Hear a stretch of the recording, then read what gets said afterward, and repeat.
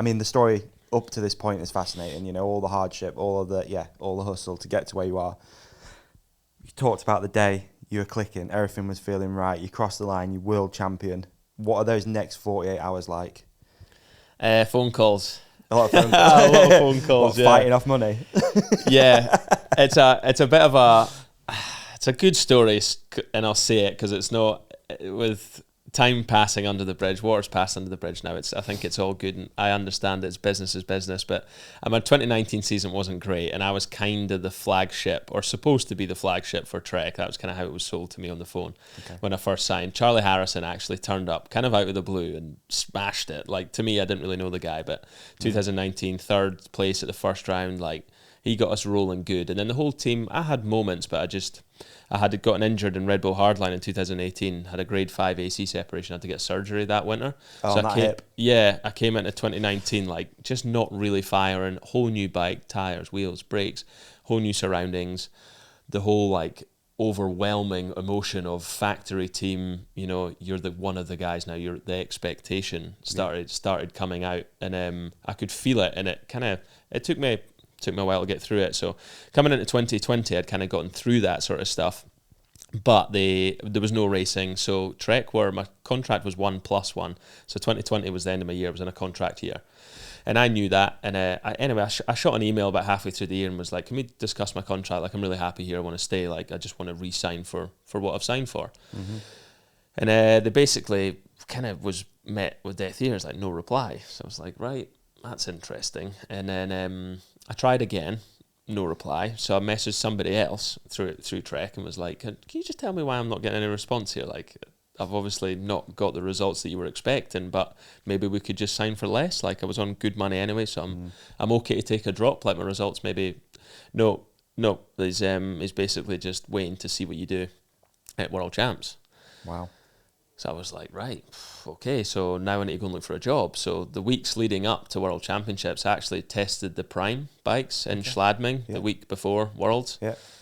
Really good bike, actually. I was like, this is pretty sick. The guy was talking big talk. He was willing to pay big money, and he wanted to have a World Cup team, and he wanted me to be on it.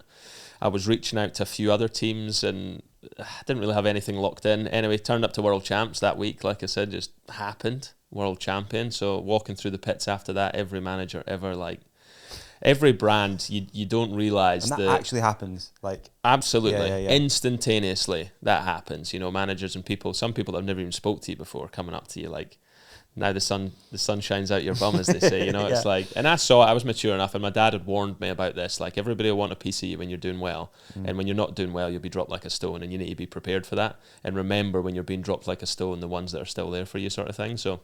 Yeah, I kind of viewed my situation as a bit like that. Like, wow, you guys don't see value in me because I've had one kind of average year, but like I was good in 2018. Like, you know, I've got it in me, sort of thing. So that lit an absolute fire in me that week. I was like, I'm gonna show you guys. Like, I'll show you guys what you're missing out on. So that energy just worked, you know. And the guy at Trek kind of said, like, you know, I kind of done it on purpose. Like, I knew pressure would make diamonds. And anyway, the hours after World Championships, for about 48 hours, I refused to take the call because I was pissed. You know, I was really angry on the phone because it was a bit like, you know, there you go. Like, if you had phoned me and had a conversation with me one-on-one, I'd have told you that I was going to do that. Like, I was feeling good. But you didn't believe in me. So put that meme. Some people don't believe in us. And I was kind of pissed. And like I said, that motocross background, like, kind of got that dog in me, and I was really upset at that's how it went. But anyway, they basically were like, you know, world champion money after that. It was really good money. I loved the Trek. I loved the team. The team of people were absolutely amazing. The 2019, 20, 21 were the 3 best years of my life, travelling with Cade Edwards, Charlie Harrison, Celia, Ryan Gall, Andrew Chandro.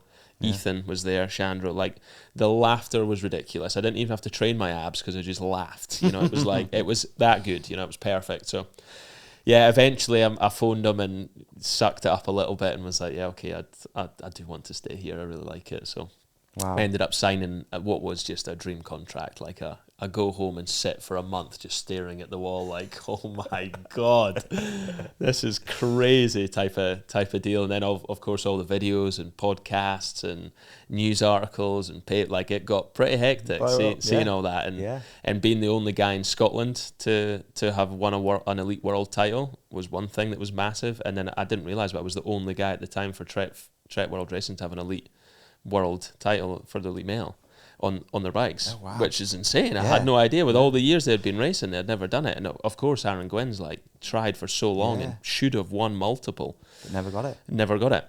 And then Loris went on to do it again as well. So we're the only two guys to have won an elite world championship in the male category for Trek. So there you go. Pretty insane. Yeah. So my world just kind of blew up from that point onwards.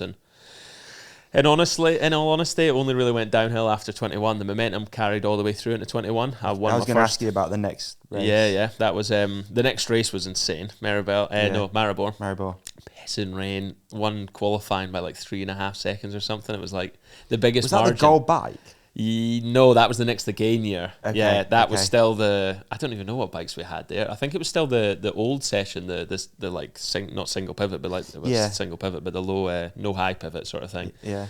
The old carbon session. Absolutely loved that bike. We all did. That was an amazing bike. But anyway, crashed my brains out in practice, and missed the race and went on to miss the rest of the season, which was a bummer because that was how I was riding. That could have been. In my mind, the one that got away, But luckily, you already locked the contract in though. Eh? We were contract. Yeah. Contract was in. Yeah. We were good. I was in the car park of Maribor, and I thought I better not let it run past this race. Like I better do it whilst we're hot. So yeah, I think on like practice day or something morning, I got the contract dialed in and said, yeah, I'll sign it. Okay. Hey man, what an episode that was. You did amazing in it, and so did you. You shone like a star. You shone like a moon. Can we also put something up here that you can click on for the next episode? How about we put a subscribe up there in the middle? Yeah, we're going to put a video we think that our lovely companionship will love on your face. On my face? Yeah. And so they can't see me now? Gone. And on my face, another video that we think people will love. And thank you for watching. Thank you for listening. Please hit like and subscribe. You guys are the best. Peace and love.